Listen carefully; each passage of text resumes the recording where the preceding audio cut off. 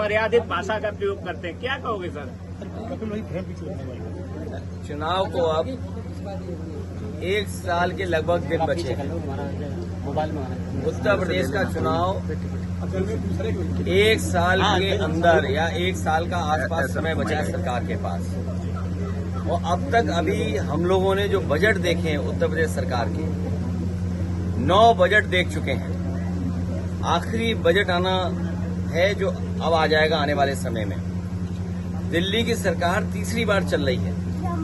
हाल ही में हमें और आपको देखने को मिला कि एक ऐसा कानून जीएसटी जब लागू किया गया था तो ये बात कही गई थी कि व्यापार बढ़ेगा।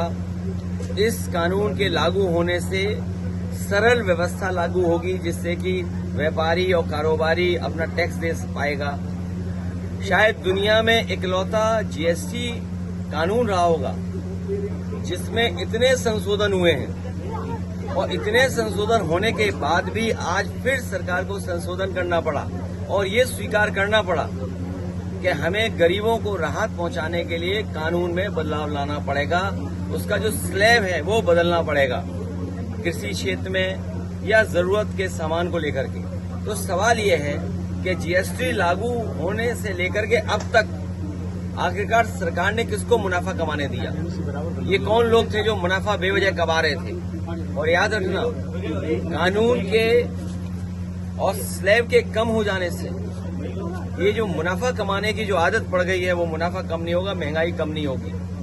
और दूसरी तरफ जो हमारा कारोबार बंद हो रहा है, अमेरिका ने जरूर टैरिफ लगाया है, हमारे कुछ काम पर कारोबार पर टैरिफ लगा दिया, लेकिन टैरिफ से ये लग रहा है कि भारतीय जनता पार्टी के नेताओं के मुंह पर भी टैरिफ लग गया है। आप उनसे सवाल नहीं पूछ सकते टैरिफ को लेकर के। हमारे भदोही का कारपेट, मुरादाबाद का ब्रास का एक्सपोर्ट, मेरठ का, सहारनपुर का, फिरोजाबाद का, तमाम जो एक्सपोर्ट होते थे अब पाबंदी लगने के बाद उनका नुकसान होना शुरू हो गया। उनका नुकसान होगा, कारीगर जो जुड़े उनका नुकसान होगा, अंतोगत्वा हमारी अर्थव्यवस्था का नुकसान होने जा रहा है। अमेरिका अगर अपनी अर्थव्यवस्था को बचा रहा है या अपनी अर्थव्यवस्था को मजबूत कर रहा है तो हमें भी ये सोचना चाहिए कि हम अपनी अर्थव्यवस्था को कैसे बेहतर करें। उसके लिए हमें फैसला लेना चाहिए।